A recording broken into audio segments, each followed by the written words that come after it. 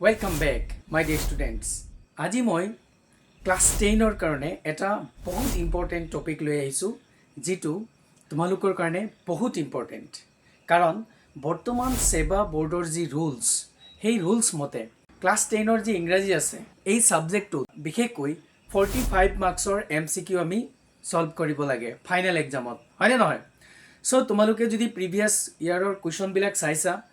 Matric পৰীক্ষাৰ তাত তোমালোকে দেখিছা অলৰেডি যে বহুত ধৰণৰ বহুত প্যাটাৰ্নৰ তাত MCQ থাকে হয়নে নহয় সো মই এইটোৱে ক'বলৈ ওলাইছো তোমালোকক যে যদিহে তোমালোকে ক্লাছ 10ত পঢ়ি আছা এবাৰ আৰু ভাল ৰিজাল্ট কৰিবলৈ আশা কৰি আছা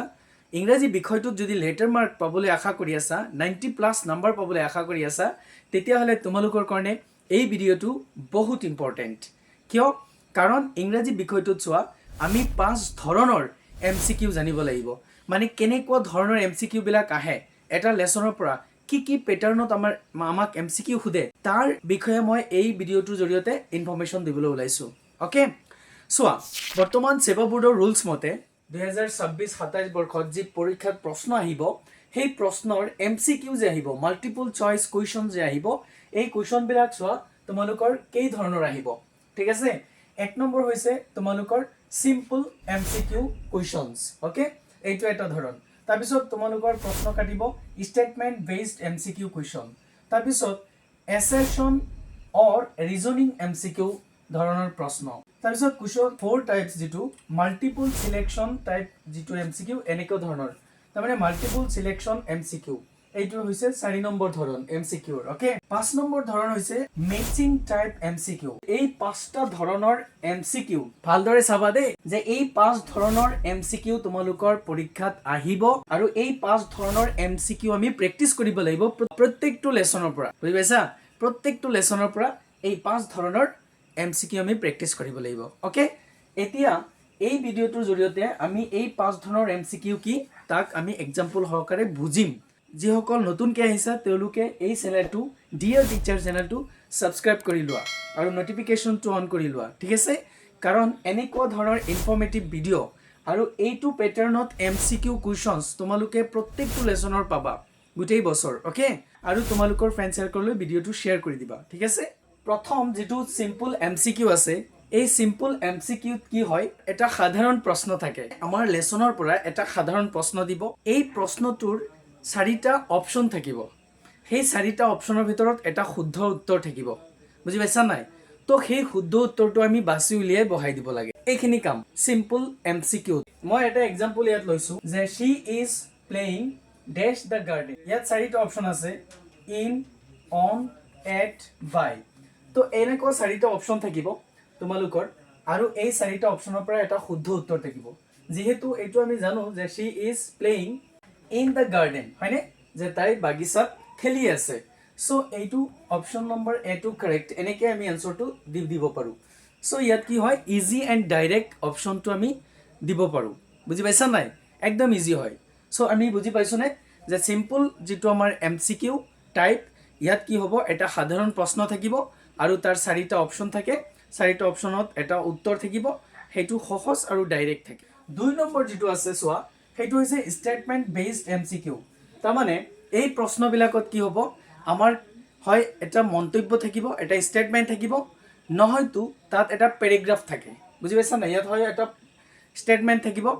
এটা বা দুটা স্টেটমেন্ট থাকিব আৰু নহলে কি থাকিব প্যাৰাগ্ৰাফ থাকিব সেই প্যাৰাগ্ৰাফটোৰ পৰা আমি কি কৰিব লাগিব আমি উত্তৰবিলাক বাছি উত্তৰবিলাক মিলাব লাগিব বুজি পাইছা এটো এটা কমপ্লিকেটেড অলপ কম্প্ৰিহেনশন স্কিল আমাক ইয়াত চেক কৰে আমাৰ বুদ্ধি শক্তিৰ যি কৌশল সেইটো আমাক পৰীক্ষা কৰে ইয়াত কাৰণ আমাক মন্তব্য এটা দিব সেই মন্তব্যৰ এটা কি দিব তাৰ পৰা এটা প্ৰশ্ন দিব স্টেটমেন্ট বেসড ইয়াৰ পৰা এটা প্ৰশ্ন দিব বা ইয়াৰ স্টেটমেন্ট আৰু এটা দিব দি আমাক প্ৰশ্ন খুদিব আৰু তলত আমাৰ 4টা অপচন দিয়া থাকিব সেই 4টা অপচনৰ পৰা আমি কি কৰিব লাগিব শুদ্ধ অপচনটো আমি বাছিব লাগিব বুজি পাইছা ইয়াৰ পৰা আমি কি কৰিব লাগে নিজে বুজি স্টেটমেন্ট বিলাক বুজি ল'ব লাগিব বুজি ইয়াৰ সঠিক উত্তৰটো কি হ'ব হেতু আমি বিচাৰি উলিয়াব লাগিব মুঠতে স্টেটমেন্ট বেজত কি হয় ইয়াত আমাক জাস্ট কি কৰে কম্প্ৰিহেনশন স্কিলটো পৰীক্ষা কৰে যে আমি বুজি পাও নে নাই কিবা এটা প্যাৰাগ্ৰাফ দিছে হেতু আমি পঢ়ি বুজি পাইছো নে নাই পঢ়ি যদি বুজি পাইছোঁ তেতিয়াহ'লে সঠিক উত্তৰ আমি উলিয়াব পাৰিম, হয়নে নহয়? চ' দেখিছা আমাক 5 ধৰণে চেক কৰে MCQৰ থ্ৰুতে। সেইকাৰণে আজিকালি পৰীক্ষাটো অলপ টাফ হয়, একদম চিম্পল MCQ নিদিয়ে, খালি 5 ধৰণৰ বেলেগ বেলেগ MCQ আমাক দিয়ে। কিয় দিয়ে? যাতে আমি প্ৰব্লেমত পঢ়োঁ নহয়, আমাক ভালদৰে চেক কৰে আৰু আমি কিমানখিনি ভালদৰে পঢ়িছোঁ, আমাৰ কিমানখিনি নলেজ এটা বছৰত আমি লৈছোঁ লেচনবিলাক পঢ়ি, বুজি পাইছা নাই, তাৰ ওপৰত। কাৰণ খালি যদি আমি জাষ্ট লাইন মুখস্থ কৰি পৰীক্ষাত বহোঁ তেতিয়াহ'লে আৰু কাম নহ'ব আজিকালিৰ দিনত। যদি তুমি টপাৰ হ'বলৈ বিচাৰিছা তেতিয়াহ'লে তুমি স্মাৰ্টলি কি কৰিব লাগিব? লাৰ্ণিং কৰিব লাগিব, নহ'লে তুমি কোনো সফলতা পোৱাৰ চান্স কম আছে, হয়নে নহয়? চ' সেইকাৰণে মই এই টাইপছবিলাক ভালদৰে বুজাই আছোঁ। আৰু এই এইটো পেটাৰ্ণ মতে কি পাবা তোমালোকে? গোটেই লেচনবিলাকৰ MCQ পাবা, এনচাৰ সহ আলোচনা আমি কৰিম, ঠিক আছে? চ' তোমালোকে চেনেলটো ছাবস্ক্ৰাইব কৰি ৰাখা, বুজি পাইছা? মই প্ৰমিছ কৰিছোঁ যদি তোমালোকে মোৰ সৈতে গোটেই বছৰটো থাকা তেতিয়াহ'লে ইংলিছ বিষয়টোত, ইংৰাজী ছাবজেক্টটোত তোমালোকে 100% তোমালোকে ভালদৰে যদি পঢ়া, মোৰ ৰুলছ ফ'ল' কৰা, তেতিয়াহ'লে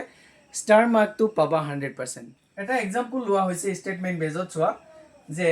ষ্টেটমেণ্ট 1, মন্তব্য 1 বুলি, মন্তব্য 2 বুলি এনেকৈ থাকে তোমালোকৰ পৰীক্ষাত, তোমালোকে মিলাই চাবা। তো ষ্টেটমেণ্ট এটা লৈছোঁ, চোৱা Reena is a good student, যে ৰীনা এজনী ভাল ছাত্ৰী, অ'কে। শ্বি ষ্টাডিজ ৰেগুলাৰলি, যে তাই নিয়মিতভাৱে অধ্যয়ন কৰে, তাই কি কৰে? নিয়মিতভাৱে অধ্যয়ন কৰে। ইয়াত কুৱেশ্যন কৰিছে, চোৱা ৱাই ইজ ৰীনা আ গুড ষ্টুডেণ্ট, যে ৰীনা কিয় এজনী ভাল ছাত্ৰী, ইয়াত আমাক প্ৰশ্ন কৰিছে। তো এই প্ৰশ্ন আৰু ষ্টেটমেণ্টৰ পৰা আমাক বিচাৰি উলিয়াব দিছে। এই ষ্টেটমেণ্টৰ পৰা প্ৰশ্ন কৰিছে আৰু এই প্ৰশ্নৰ উত্তৰ ইয়াত দিছে। তো সেই উত্তৰ আমি ভালদৰে বিচাৰি উলিয়াব লাগিব আৰু এইটো বুজি পাব লাগিব। মইতো ইয়াত একদম চিম্পল দিছোঁ, সহজ দিছোঁ, জাষ্ট বুজোৱাৰ কাৰণে। যেতিয়া আমি লেচনত প্ৰেক্টিছ কৰিম তেতিয়া তোমালোকে গম পাবা কেনেকুৱা ধৰণৰ প্ৰশ্নবিলাক আহে। সেইকাৰণে কৈ আছোঁ বহুত ইম্পৰ্টেণ্ট হ'বলৈ গৈ আছে এই ভিডিঅ'বিলাক। চ' তোমালোকৰ যি লেচনবিলাক আছে, a letter to god, Nelson Mandela, long walk to freedom, এইবিলাক গোটেই লেচনৰ এনেকুৱা প্ৰত্যেকটো পেটাৰ্ণত MCQ মই বনাই দিম। চ' তোমালোকে ৰেগুলাৰলি পাই থাকিবা। ইয়াত চোৱা যিহেতু ৰীনা ভাল ছোৱালী কাৰণ তাই ৰেগুলাৰলি ষ্টাডি কৰে, ইয়াত অপশ্যন আছে শ্বি প্লেজ গেমছ, এইটো নো, এইটো মিলা নাই উত্তৰ। শ্বি ষ্টাডিজ ৰেগুলাৰলি, শ্বি ৱাটচেছ ৰেগুলাৰলি, শ্বি শ্লিপছ। চ' ইয়াৰ অপশ্যন হৈছে বি, হয়নে? যে তাই এজনী ভাল ছাত্ৰী কাৰণ তাই নিয়মিতভাৱে কি কৰে? পঢ়ে, ষ্টাডি কৰে, অধ্যয়ন কৰে, সেইকাৰণে এইটো হৈছে শুদ্ধ উত্তৰ। চ' এইটো পেটাৰ্ণত হয় আমাৰ ষ্টেটমেণ্ট বেজ প্ৰশ্ন, বুজি পাইছা নাই? তো এতিয়া আমি 2 ধৰণৰ MCQ বুজি পাইছোনে নাই মাই ডিয়াৰ ষ্টুডেণ্টছ? যিটো MCQৰ টাইপ নম্বৰ 3 আছে, এছাৰশ্যন অৰ ৰিজনিং MCQ, এইটো বহুত ইম্পৰ্টেণ্ট কাৰণ এইটো অলপ টাফ টাইপৰ হয়, অলপ কঠিন, আমাৰ মানে বুজত কম আহে। সেইকাৰণে এই টাইপটো ভালদৰে বুজিব লাগিব কাৰণ ইয়াত কি থাকে চোৱা, এইটো এটা অলপ এডভান্স ধৰণৰ MCQ। এডভান্স কিয়? কাৰণ এইটো বৰ্তমান সময়ত মানে খুব বেছি অহা হৈছে, বুজি পাইছা নাই? খুব বেছি অহা হৈছে, মানে তোমালোকে ক্লাছ 9ত 10ত অলৰেডি খুব চাই আছা, হয় নহয়? 9ত তোমালোকে পঢ়ি আহিছা, এই ৰিজনিং আৰু এছাৰশ্যনৰ কুৱেশ্যন MCQ বহুত পাইছা। ইয়াত কি থাকে বিশেষকৈ সেইটো আমি বুজি ল'ব লাগিব। খালিতো আমি পৰীক্ষাত বহি আন্তাজি এটা অপশ্যন মাৰি দিলোঁ, এইটো কৰিলেতো আমি ভাল মাৰ্কছ নাপাম। হয়তো কেতিয়াবা এনচাৰটো হৈ যাব, কিন্তু যেতিয়া আমি বুজি ল'ম তেতিয়া আমাৰ কনফাৰ্ম থাকিব যে য়েছ এইটো মোৰ এনচাৰ হ'বই, কাৰণ মই বুজি লৈছোঁ, বুজি পাইছা নাই? তো এই এছাৰশ্যন অৰ ৰিজনিং এইটো কেনেকুৱা ধৰণৰ প্ৰশ্ন, কেনেকুৱা ধৰণৰ MCQ আহে, ইয়াত কি থাকে বিশেষকৈ সেইটো আমি বুজি লওঁ ভালকৈ, হয়নে? চোৱা ইয়াত কি হয়, এটা দাবী থাকে, মানে এটা দাবী ইয়াত থাকে আৰু ইয়াৰ কাৰণ ধৰ্মী। তো দাবী আৰু কাৰণ ধৰ্মী MCQ বুলি কোৱা হৈছে। ইয়াত বিশেষকৈ কি হয়, ইয়াত বিশেষকৈ 2টা অংশ থাকে, বুজি পাইছানে? এই প্ৰশ্নবিলাকত বিশেষকৈ 2টা পাৰ্ট থাকে। এটা হৈছে এছাৰশ্যনটো আমি দাবী বুলি ক'ব পাৰি। কোনো এটা এনেকুৱা তাত মন্তব্য ষ্টেটমেণ্ট থাকিব যিটোৱে দাবী কৰা বুজাব।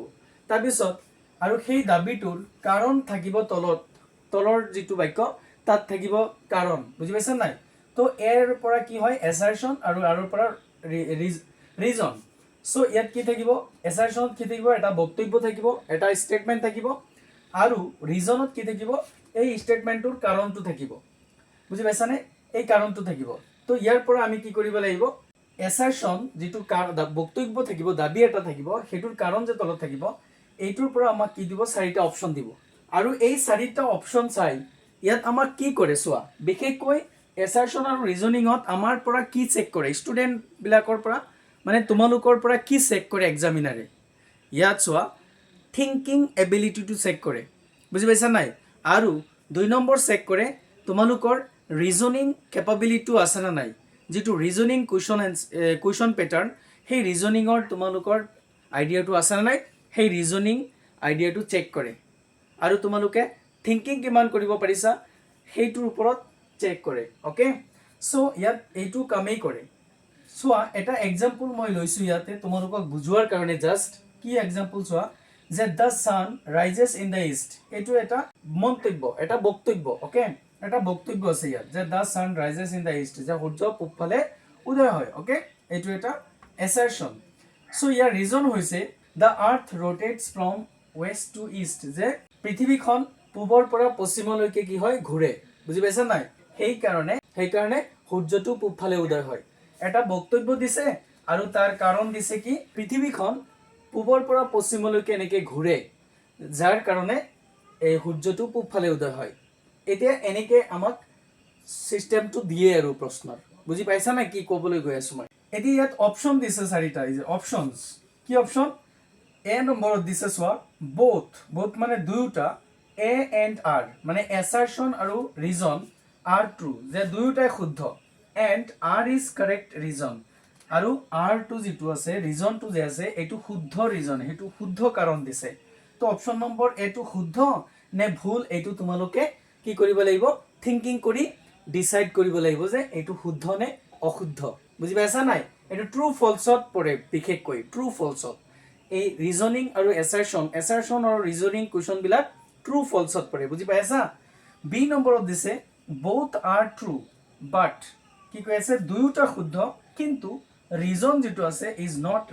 reason কি কৈ আছে এইটো কাৰণ নহয় তাৰ মানে এই এছাৰশনৰ এইটো কাৰণ নহয় বুলি কৈ আছে তাৰ মানে এইটো অপচন শুদ্ধ নে ভুল এইটো তুমি চিন্তা কৰি বিচাৰ কৰিব লাগিব বুজি পাইছা কি কৈ আছো মই তাৰ পিছত সি অপচন দিছে এ ট্ৰু যে এছাৰশনটো শুদ্ধ আৰু ৰিজনটো ফলস এইটো শুদ্ধ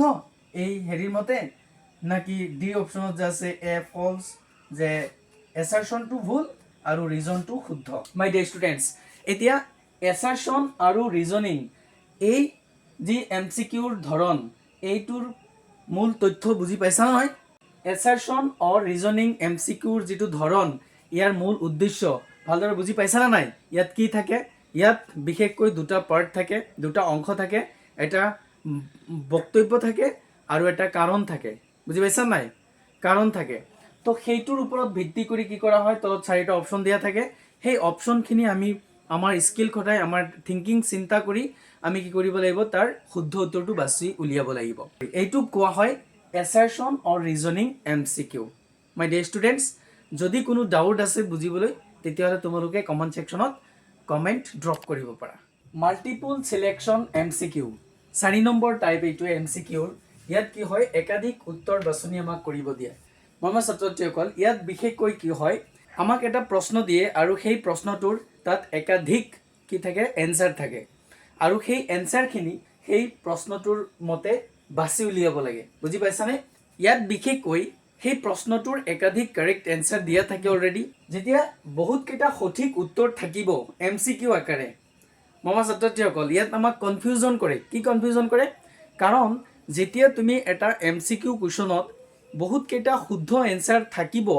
তেতিয়া তুমি কনফিউজন হৈ যাবানে নাই কাৰণ আমিতো জানো এমসিকিউত কি হয় এটা শুদ্ধ উত্তৰ থাকে এটা কাৰেক্ট এনসাৰ থাকে সো যেতিয়া নেকি 2-3টা অপচনেই শুদ্ধ থাকিব বা দুটা অপচন শুদ্ধ থাকিব তেতিয়া আমি কনফিউজন হৈ যামনে নাই সো তেতিয়া আমাৰ ধ্যানত আনিব লাগিব যে ইয়েস যে এইটো মাল্টিপল সিলেকশন কুইজ এমসিকিউ মানে ইয়াত বহুত কেইটা শুদ্ধ উত্তৰ আছে কাৰেক্ট এনসাৰ বহুত কেইটা আছে দুটাও থাকিব পাৰে তিনটাও থাকিব পাৰে আমি সেই গুটে কেইটা লিখিব লাগিব সো আমি কনফিউজন হলে নহব আমাৰ ল'ৰা-ছোৱালী বিলাক কি কৰে বহুত কেইটা শুদ্ধ উত্তৰ দেখি কি কৰে আন্তাজি এটাহে বহাই থৈ আহিলে নহব গুটে কেইটা লিখিব লাগিব কাৰণ আমি সেই টাইপসটো জানিব লাগিব এমসিকিউ যে এইটো মাল্টিপল সিলেকশন MCQ যেনে এটা এক্সাম্পল লোৱা হৈছে চোৱা যে হুইচ আৰ ফ্ৰুইটস যে কোনবিলাক ফল-মূল কোনবিলাক অপশন দিয়া আছে এপল সো এইটো এটা ফল ওকে তাৰপিছত কেৰটটো কি কেৰটটো এটা ফল নহয় হয় না নহয় সো বানানা এইটো এটা ফল ম্যাঙ্গো এইটো এটা ফল তো এতিয়া আমি आंसर কি লিখিম आंसरত আমি লিখিম যে এ তাৰপিছত সি তাৰপিছত ডি এই তিনিটা কি ফ্ৰুইটস এই তিনিটা লিখিব লাগিব আমি যে এপল বানানা ম্যাঙ্গো এই তিনিটা আমি লিখিব লাগিব आंसरত খালি এটা লিখি থৈ দিলে নহব এটা লিখিলে ভুল হ'ব আমি গুটেই কারেক্ট অপশন কেটা লিখিব লাগিব বুজি পাইছা নাই এনেকুৱা প্ৰশ্ন তোমাৰ অলৰেডি আছে পৰীক্ষাত আহিছে অলৰেডি আৰু তোমালোকৰ লেসন বিলাকৰ পৰা এনেকুৱা প্ৰশ্ন মেকিং কৰি দিয়ে আৰু ময়ো অলৰেডি তোমালোকৰ কাৰণে মেকিং কৰিছো তোমালোকে ভিডিও চাই থাকিবা খালি ওকে তাৰ পিছত কোৱেশ্চন নম্বৰ যেটো 5 আছে সোৱা এইটো বহুত ইম্পৰ্টেন্ট এতিয়া নতুনকে আহা হৈছে এইটো টাইপ এইটো হৈছে matching type MCQ matching type কেনেকুৱা কাৰণ ইয়াত দুটা কলম থাকে আমি সৰুৰ পৰা পঢ়ি আহিছো হয় নাই কলম A কলম B মানে ক শাখা আৰু খ শাখা কি কৰিব দিয়ে ইফাল মিলাব দিয়ে হয় না নহয় তো এইটো আমাৰ অলৰেডি এতিয়া 9 10 ৰ যি ইংলিশ আছে ইয়াতো আমাৰ দিয়ে প্ৰশ্নবিলাক আৰু খুব ইন্টাৰেষ্টিং কে দিয়ে কেনেকুৱা ইন্টাৰেষ্টিং সোৱা ইয়াত আমাৰ গেম সিস্টেম দিয়ে গেম সিস্টেম কেনেকুৱা সো এটা এক্সাম্পল লোৱা হৈছে যে এইটো হৈছে কলম A আৰু এইটো হৈছে কলম B